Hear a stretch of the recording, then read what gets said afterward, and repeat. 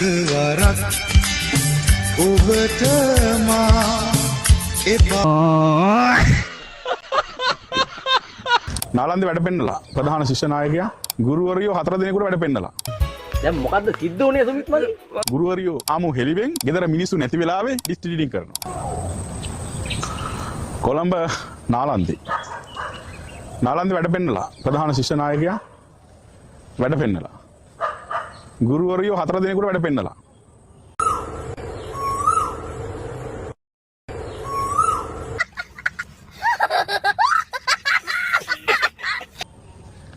ගුරුවරියෝ 4 දිනකට නාලන්දේ ප්‍රධාන ශිෂ්‍ය නායක හෙඩ් ප්‍රිෆෙක්ට් වැඩ පෙන්නලා.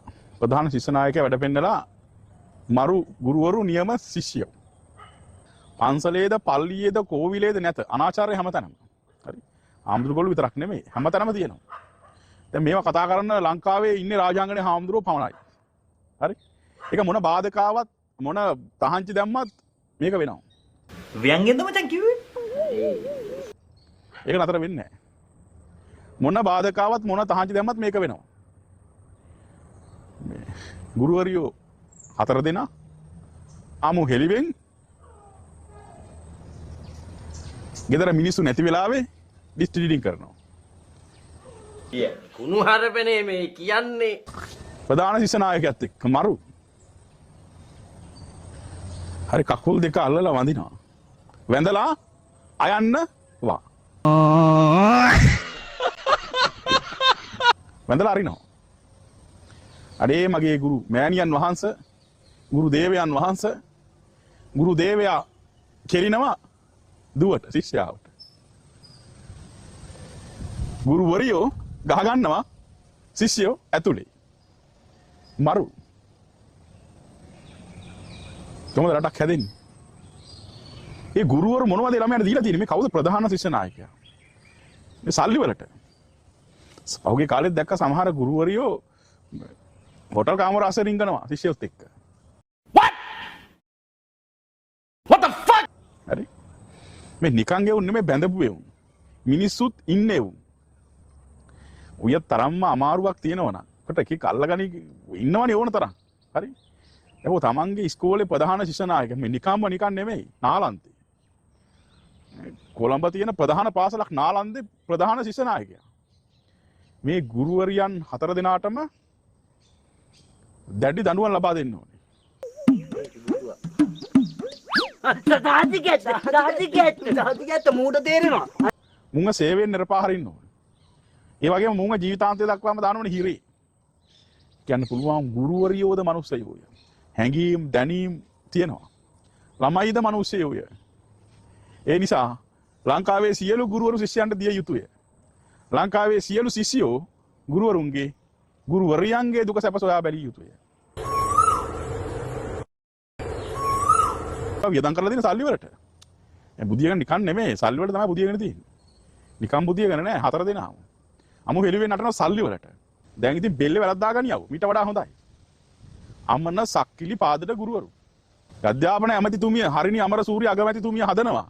මේ තියෙන මේ සිස්ටම් එක වෙනස් කරන්න. වෙනස් කර අඩුපාඩු අපි කියන්නේ අපි රටට සමලිංගිකයෝ ඕනේ නැහැ. සමලිංගිකයෝ කියන එක හැමතැනම ඉන්නවා ලෝකේ කොයි රටෙත් ඉන්නව මරන්න නෙවෙයිනේ. හරි? ඒ පිළිබඳව අවබෝධයක් දෙන්න ඕනේ. හැබැයි අපේ රටේ මේ සමලිංගිකයෝ බිහි කරන්න ප්‍රොමෝට් කරන්න නෙමෙයි. හැමද ඒ පිළිබඳව උගන්වන්න ඕනේ. විනය උගන්වන්න ඕනේ. හරි? ලිංගිකත්වය උගන්වන්න ඕනේ. හරි ඒක වෙන රටවල වගේම අපේ රටෙත් උගන්වන්න ඕනේ. මම හිතන්නේ අපේ රටේ තරම් නෑනේ පිට රටවල. අර ලන්දේ දූෂණය කරා, මේ පඳුරේ දූෂණය කරා, අර වැසිකිළිය දූෂණය කරා, අතන දූෂණය කළා මරලා දැම්මා, තාත්තා දූෂණය කරා, ගුරුවරයා දූෂණය කළා, ආමුදුරු දූෂණය කළා. ඕව අහන්නේ අපේ රටේනේ. ලෝකෙ වෙන කිසිම රටක මේව අහන්නවත් දකින්නවත් නැහැ. ඇයි මේ? අපේ උන් තාම ඉන්නේ ලිම්මැටි සංස්කෘතියක. උන් ලෝකෙ දකින්නේ නැහැ. උන්ට මේ රටේ ඉන්න හාමුදුරු කොල්ලෝ ඒක දකින්න දෙන්නේ නැහැ. එතකන් උන් ගාව ඇත්තෙත් නැහැ. බොරු සීලයක්ම වනවා. අපි තරම් සිල්වත්, ගුණවත්, සදාචාර සම්පන්න ජාතියක් නේ. පට්ටපල් බොරුනේ. පන්සලේ පොඩි එකෙක් තියන්නේ කපනවා ගල්.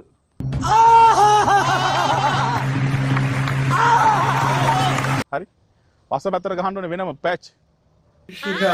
මනු නේද? දීලා වැඩි. ඒඩ්ස්. මුන් පෙන්නන්නේ ආ සංස්කෘතියට කියලා වෙනවා සભ્યත්වය ඉවරයි, සදාචාරය ඉවරයි. හරි? එම නිසා ඔන්න නාලන්දේ ගුරුවරියන් 4 දෙනෙක් ශිෂ්‍යෙක් එක්ක පාඩම් කරලා. ඒක මේ වෙලාවේ යනවා ගුරුවරියෝ කියන්නේ තුන් තන්නේ කරම ගුරු වෘත්තියට කරපු නින්දාවක් හැදිරියවමු අර දේවත්වයෙන් පූජනීයත්වයෙන් සලකන ගුරු වෘත්තිය සල්ලි වලට Taman උගන්වපු Tamanගේ පාසලේ ඉන්න ප්‍රධාන ශිෂ්‍ය නායකත් එක්ක හැමිනිලා. කුණු හරපනේ මේ කියන්නේ. මට මේ භාෂාව කරනකොට වෙන මොකක්වත් නැහැ. නැත්නම් සංවාසයේ යෙදිලා. නැත්නම් ඇඳ උඩ නැගලා බඩ උඩ නැගලා. හරි? ගෝලයා ප්‍රධාන ශිෂ්‍ය නායකයා ගෑනු 4 දෙනාගේම රෙදි ටික ගලවලා ඩිස්ට්‍රිබියුටින් කරලා. කරන්න දෙයක් නැහැනේ. ඒක නිසා මේවා උගන්වන්න ඕනේ. දැනුමක් දෙන්න ඕනේ. එහෙම දුන්නාම මේවා අඩු වෙනවා. ඒක හොඳට මතක තියාගත්තොත් හොඳයි.